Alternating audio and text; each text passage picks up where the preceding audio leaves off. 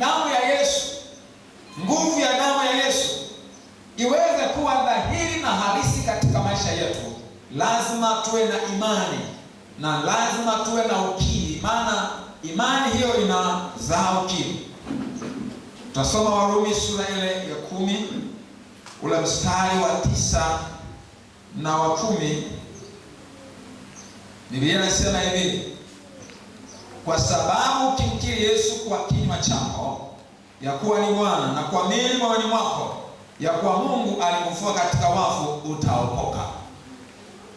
Mstari wa 10, kwa maana kwa moyo mtu huamini hata kupata haki, na kwa kinywa hukiri hata kupata wokovu.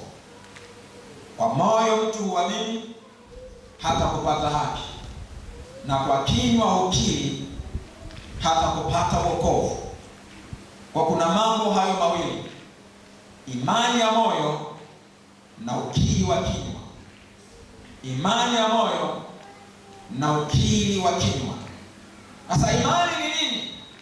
Tunaposoma Waebrania sura ya 11 ule mstari wa 1, pale Biblia inasema kwamba imani ni kuwa na hakika ya mambo yatarajiwayo, ni bayana ya mambo yasiyoonekana.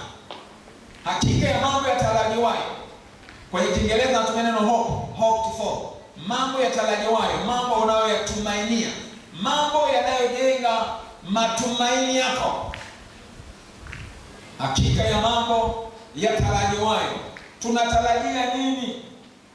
Ni yote yaliyoahidiwa katika neno la Mungu kwa ajili yetu.